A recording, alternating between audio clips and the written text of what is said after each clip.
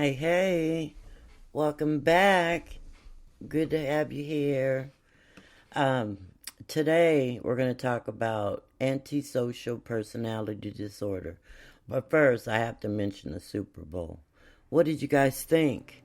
It was crazy, but I loved it. I have rewatched it so many times I can't even share that with you guys because I feel it's a bit ridiculous. But it was good, I must say. I was surprised. I can say that as well. But very happy with it. Now, today we're going to dive into, like I said, APD, Antisocial Personality Disorder. Now, I know antisocial sounds like the perfect description of a Friday night. Well, my Friday night anyway. But this is a whole nother ball game.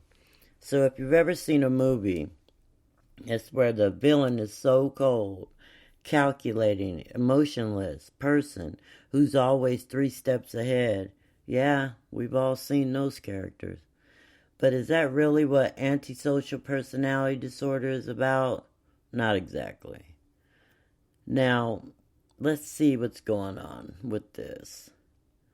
Now, we want to know what the heck is ASPD, right? Well, imagine somebody who's kind of like the person you don't invite to the party because they just don't get the concept of being nice. Like they could totally steal your snacks and lie to you, cheat, manipulate, and wait for it, show little to no remorse. Yikes. The DSM 5, yeah, that's the big old manual that the therapists and doctors use to diagnose mental health stuff, lists some key traits to watch out for. You need at least 3 of these to be diagnosed with ASPD. Lying, deceiving, and manipulating others for personal gain. Yeah, they're like that friend who borrowed your car and never gave it back. Then impulsivity, like deciding to take a road trip at, let's say, 2 a.m. just because they feel like it. And then there's aggression or irritability.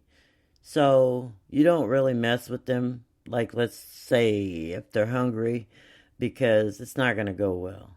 And finally, no guilt ever.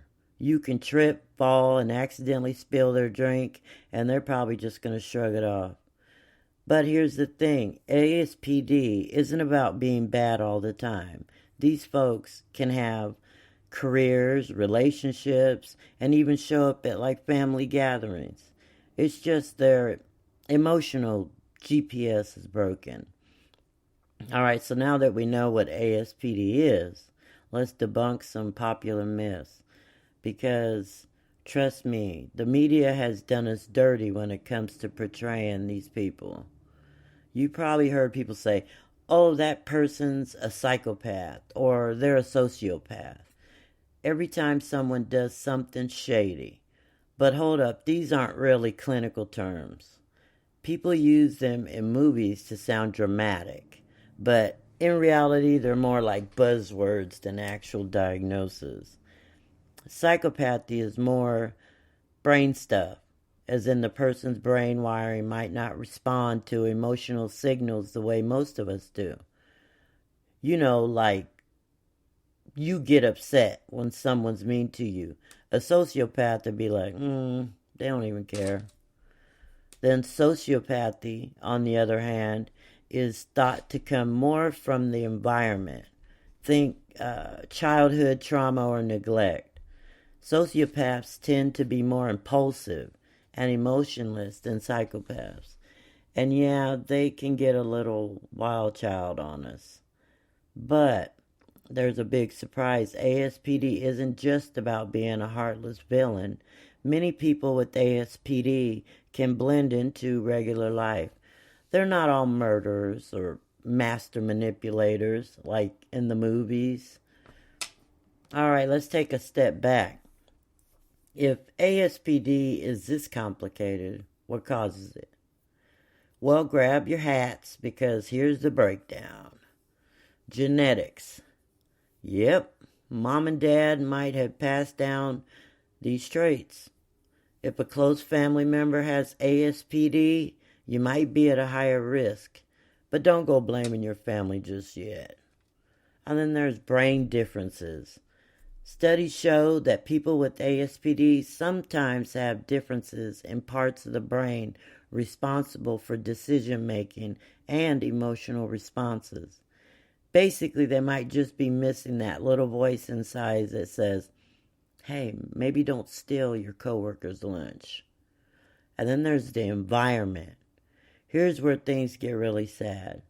Growing up in an environment full of trauma, like abuse or neglect, can really affect someone's emotional development. It's like their emotional toolbox didn't get fully stocked. But here's the most important takeaway. It's not one thing, it's a bunch of factors that combine to make a person with ASPD who they are. Now, we talked about what ASPD is, and I probably made it sound like an absolute nightmare.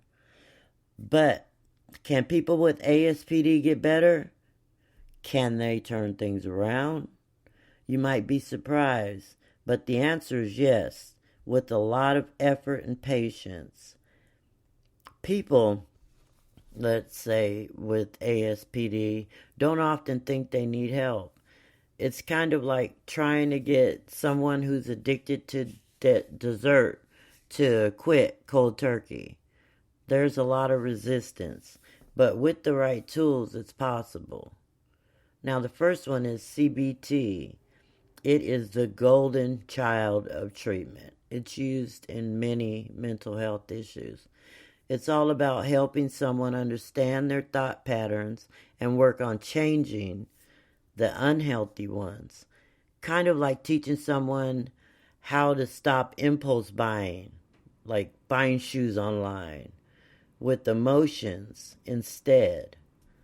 Then there's medication, and it isn't a cure for ASPD, but it can help with issues like anxiety or aggression. So it's not like you're getting a magic pill that fixes everything, but it can ease some of the symptoms. But therapy is a long road. It's not like snapping your fingers and becoming a better person overnight. It takes time, but it's possible if you're willing to try. Let's talk about two people, just to put this into perspective. First, we have John, let's say. He came from a rough childhood, and he developed some pretty classic ASPD traits. Let's say he lied, cheat, and not really cared about the consequences. But eventually, he hit a point where he realized he needed help. It wasn't easy, but with therapy, he started learning how to feel things differently, like guilt and empathy. Not an overnight fix, but a step in the right direction. And then let's say we have a female, let's name her Sarah.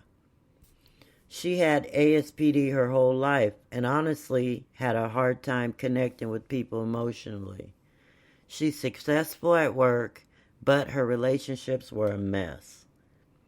Therapy has helped her recognize the damage she's done in the past, and while it's still a work in progress, she's getting better at realizing how others feel. It's slow, but change is happening.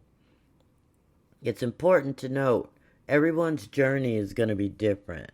Some people with ASPD make huge strides, and others, they struggle. But as we said before, it's possible to change. Just takes the right tools and a lot of patience. So that's pretty much it. There you have it. ASPD isn't just a bad guy label. It's a real mental health disorder that affects how people relate to others and the world around them. Is it complicated? Heck yeah, it is. But does it mean that these people can't change? Not at all. I mean, if you learned anything, I hope that you take this away, that empathy goes a long way. We can't just look at someone's behavior and assume we know their whole story. And who knows? Maybe the next time you hear the term antisocial, you'll think a little deeper about what's really going on. So I am going to have some references and the description of the podcast that you guys can reach out to. There's a few, so I'm not going to go into them here. But thanks so much for hanging out with me today. And then if you enjoyed this episode, don't forget to share it with a friend or leave a review. And hey, if you have thoughts or questions, you can hit me up on social media. I don't mind. I like hearing from you guys. And I like all kinds of, constructive criticism, things I could do better, things like that. I don't mind it at all. So feel free. And if you enjoyed it or you have a topic you want me to do, let me know and I can work on it. Okay? Well, thank you so much, guys. And I hope you have a great rest of the week.